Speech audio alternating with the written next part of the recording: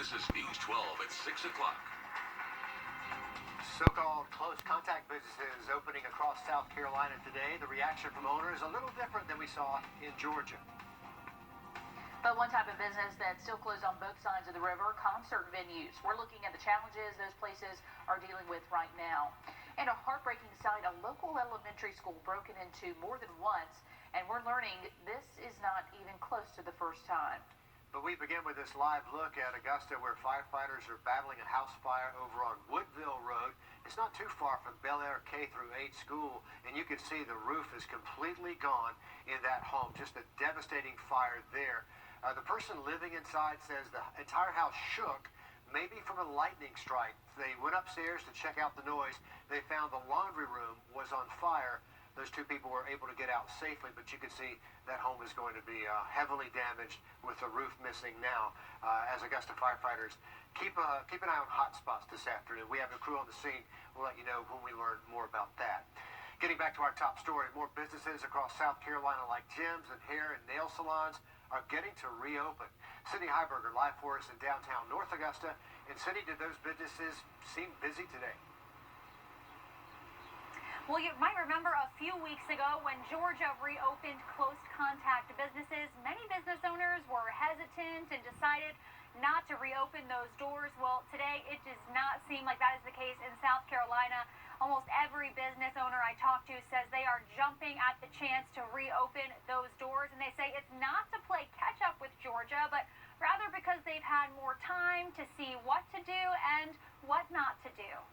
Whether it was a week ago or tomorrow that we open, my number one goal is to keep our community healthy, and so opening too soon could hurt them, and that's not our goal. South Carolina close contact businesses are coming out of hibernation more than 3 weeks after Georgia. But business owners like Amanda Jennings say maybe that's for the best. If South Carolina government thought that we needed to wait because of our numbers, I just trust that. But guidelines on how businesses should reopen are pretty vague. Governor McMaster's office says it's really up to the employer how they keep their business safe, but he recommends social distancing, cleaning, and extra employee training. We have cleaning stations everywhere. Everybody's going to have their own cleaning station, their own spray bottle, their own station, their own weights, their own mats. At hair salons like Edge in North Augusta, owner David Tolles says it shouldn't be much of a change if cosmetologists are doing what they were supposed to in the first place. Before we closed, we were already changing drapes, and we were doing a lot of things, and we could have been doing that and stayed open. And unlike Georgia's uneasy reopening, South Carolina's businesses like Edge Salon are moving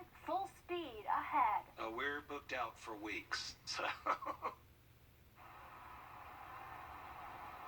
Well, nearly 500,000 unemployment claims have been filed in the Palmetto State in the last 2 months. And in a briefing on Friday, Governor McMaster said South Carolina's economy is just not meant to be shut down. So he's urging people to, quote, be safe, but go. Definitely a pent-up demand here for hair coloring and haircuts. So, Cindy, thanks for the live update there from North Augusta. Laura? In Augusta, we may soon see...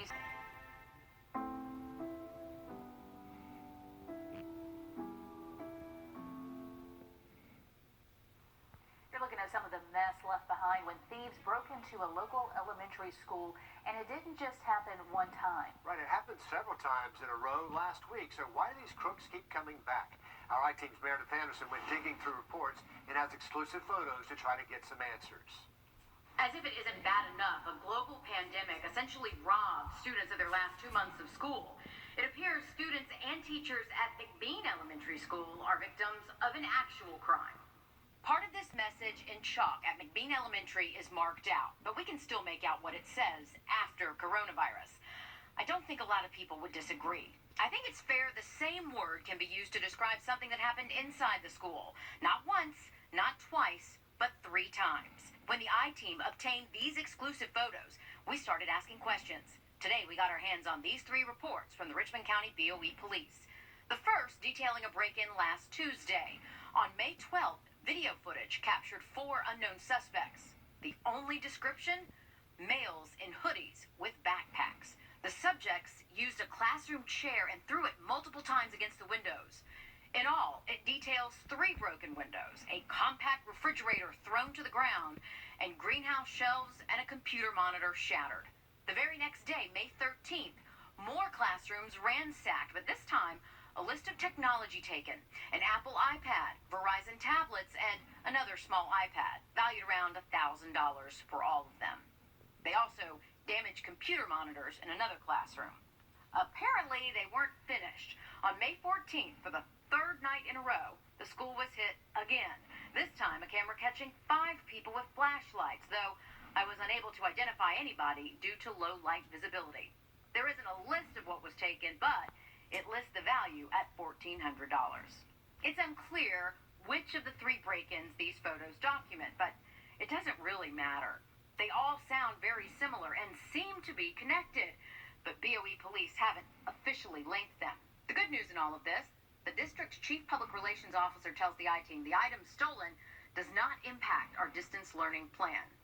But it is still fair to describe it in the same way that chalk describes the coronavirus. I did speak to and message with a number of parents and neighbors in the area. None of them wanted to go on camera, they say, because they fear for their safety. They believe the incidents at McBean could be connected to other incidents they call suspicious in that area. The I-Team will keep digging. Reporting for the I-Team, Meredith Anderson, on your side. And it's really a shame, Laura, because, you know, those teachers pour their heart and soul into those classrooms, and to see those damaged, destroyed, vandalized, with technology stolen hurts, cuts even deeper.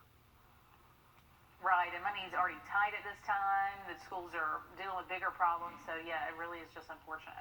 Hopefully, some suspects will surface in that case. All right, let's have a look outside. We're going to... Weeks. We know that healthcare professionals have their hands full now more than ever, but with elective procedures picking back up, this could add more stress to the workload. Here's News Channel 6's Ashley Flette. While the coronavirus is still a huge problem for the medical community, things at Augusta University are slowly starting to go back to normal. I spoke to the chief medical officer, who says that surgeries are still safe. Many elective surgeries were postponed or rescheduled for a later date due to the outbreak. AU Health Chief Medical Officer Dr. Philip Kuhl says some patients are getting comfortable with the idea of being in hospitals. But now that people are starting to realize that a hospital is actually probably safer than, for example, a trip to the grocery store, we've seen an increase in people that are coming to the hospital for their procedures and surgeries. But more patients being seen and treated has led to another problem. We have seen an increase in our blood usage, and that increase in blood usage has put a little bit of a strain on the local blood bank. Since the start of this pandemic, Dr. Kuhl says the blood supply has dropped and Shepherd Community Blood Bank is struggling to keep up with the demand. We need donations. Shepherd Community Blood Center supports us and the other area hospitals, and the other area hospitals are in the same situation.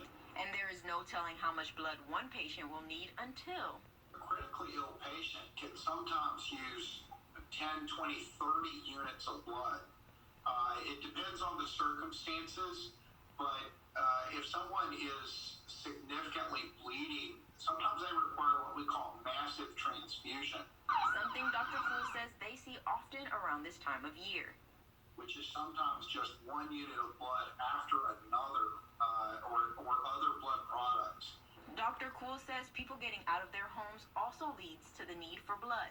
We will see more car crashes occurring, and it's important that we have enough blood available because there isn't a substitute.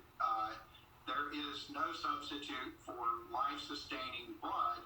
With restrictions being lifted all over the city of Augusta, some of the rules and restrictions at the Shepherd Blood Bank have been lifted as well. For more information on when and how you can donate, you can visit the Shepherd Blood Bank Facebook page. In Augusta, Ashley Flette, WJBF News Channel 6. Tropical storm Arthur is preparing to make landfall.